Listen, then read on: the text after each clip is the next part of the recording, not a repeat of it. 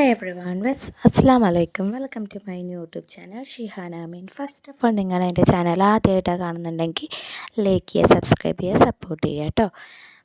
അങ്ങനെ നമ്മുടെ പുണ്യ റമദാൻ മാസം നമ്മുടെ അടുത്ത് വന്നെത്തിയിട്ടുണ്ട് അല്ലേ. അപ്പോൾ നമുക്ക് എല്ലാവർക്കും നല്ല ആരോഗ്യത്തോടുകൂടെയും നല്ല നല്ല ഈമാനോടുകൂടെയൊക്കെ നോമ്പ് നോൽക്കാനുള്ള ഭാഗ്യം പഠിച്ച് നമുക്ക് എല്ലാവർക്കും നൽകട്ടെ അല്ലേ, ഇൻഷാ അല്ലാ. അപ്പോൾ ഞാൻ നിങ്ങൾക്കിത് കാണിച്ചു തരാൻ പോകുന്നത് നല്ല ഈസി ആയിട്ട് എങ്ങനെ ഒരു കട്ട്ലേറ്റ് ഉണ്ടാക്കിയെടുക്കാം എന്നാണ് കേട്ടോ. അതിനായിട്ട് ഞാൻ ആദ്യം ചെയ്യുന്നത് മീഡിയം സൈസുള്ള 3 സബോള ചെറുതാക്കി അരിഞ്ഞെടുക്കുകയാണ്. എന്നിട്ട് അതൊരു പാനിലിട്ടിട്ട് നല്ലോണം വഴറ്റിയെടുക്കുക. ഒരു ബ്രൗൺ കളറാവുന്ന വരെ വഴറ്റിയെടുത്തിട്ട് അത് നല്ലൊരു ബ്രൗൺ കളറാകുമ്പോൾ ഞാൻ അതിലേക്ക് 1 spoon ginger garlic paste add ചെയ്ത് കൊടുക്കുകയാണ്. എന്നിട്ട് അതിട്ട ശേഷം നമുക്ക് ജിഞ്ചർ ഗാർലിക് പേസ്റ്റ് ഇട്ടതിനൊരു സ്മെല്ലുണ്ടാവില്ല, ആ സ്മെല്ലൊക്കെ മാറിയ ശേഷം നമുക്ക് അതിനൊരു സൈഡിലേക്ക് മാറ്റി കൊടുക്കാം. എന്നിട്ട് ഞാൻ ഉപ്പും കുരുമുളക് പൊടിയും ഇട്ടിട്ട് വേവിച്ച് ഒന്ന് ചോപ്പ് ചെയ്ത് വെച്ച ചിക്കൻ ഉണ്ടായിരുന്നു. ആ ചിക്കന് ജസ്റ്റ് ഒന്ന് ഇട്ടിട്ട് ഒന്ന് മുരിച്ചെടുക്കുക എന്നൊക്കെ പറയില്ലേ, അങ്ങനത്തെ വാട്ടർ കണ്ടൻറ്റ് കളയാണ് കേട്ടോ.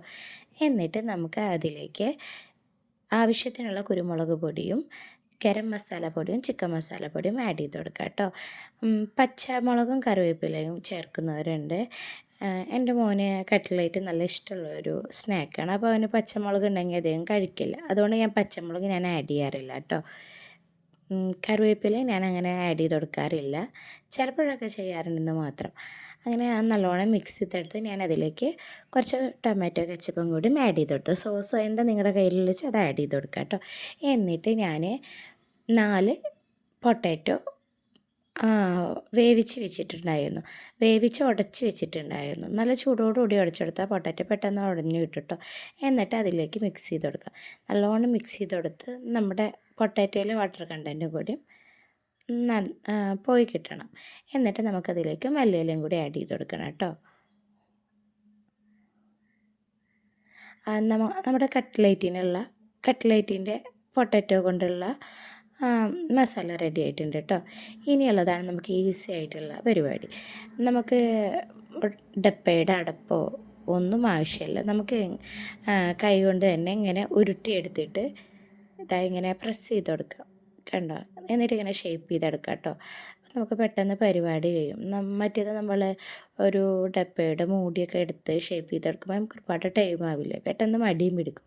അപ്പോൾ എങ്ങനെയാണെന്ന് വെച്ചാൽ നമുക്ക് അത്യാവശ്യം കുഴപ്പമില്ലാത്ത ഷേപ്പിൽ കട്ട്ലേറ്റ് കിട്ടുകയും ചെയ്യും, പെട്ടെന്ന് പരിപാടി കഴിയുകയും ചെയ്യും. അങ്ങനെ ഇതുപോലെ എല്ലാം ചെയ്ത് വെക്കാം കേട്ടോ. ഞാൻ കയ്യിൽ എന്തിനാ എണ്ണ വയ്ക്കുന്നത് വെച്ചാൽ ഇനി ആക്കണം നിർബന്ധമൊന്നുമില്ല, ഞാനെപ്പോഴും അങ്ങനെ ചെയ്യാറുണ്ട്. ആക്കി കഴിഞ്ഞാൽ പെട്ടെന്ന് നമുക്ക് അത് കയ്യിലൊന്നും പറ്റിപ്പിടിക്കാണ്ട് കിട്ടും, അത്രമാത്രം കേട്ടോ. അങ്ങനെ ഞാൻ എല്ലാം അങ്ങനെ ഷേപ്പ് ചെയ്തെടുത്തിട്ടുണ്ട് കേട്ടോ. ഇനി നമുക്ക് വേണ്ടത് നമുക്ക് ഈ ഒരു എഗ് മിക്സാണ് കേട്ടോ. അതിലേക്ക് നമുക്ക് ഒരു എഗ്ഗ് എടുക്കാം. എന്നിട്ട് അതിലേക്ക് ഒരു സ്പൂൺ കോൺഫ്ലവറിൻ്റെ പൊടിയാണ് ഞാൻ ആഡ് ചെയ്ത് കൊടുക്കുന്നത് കേട്ടോ. അതിലേക്ക് സാൾട്ടും കൂടി ആഡ് ചെയ്ത് കൊടുക്കുന്നുണ്ട്. ഇനി ആവശ്യമുള്ളവർക്ക് വേണമെങ്കിൽ മിൽക്കും കൂടി ആഡ് ചെയ്ത് കൊടുക്കുക കേട്ടോ. എന്നിട്ടിത് നല്ലോണം മിക്സ് ചെയ്തെടുക്കുക കേട്ടോ. നല്ലോണം മിക്സ് ചെയ്തെടുക്കണം. കാരണം നമ്മൾ ആ സ്പൂണ് പൊന്തിക്കുമ്പോൾ ഒന്നിച്ചങ്ങനെ എഗ്ഗ് അങ്ങോട്ട് മേപ്പോട്ട് പൊന്തി വരാൻ പറ്റില്ല. അപ്പം നമ്മളിതിൽ മിക്സിയിൽ മുക്കിയെടുക്കുമ്പോൾ നമ്മുടെ കട്ട്ലേറ്റിൽ തന്നെ അത് മൊത്തം പിടിച്ചും കൂടി പോരും കേട്ടോ.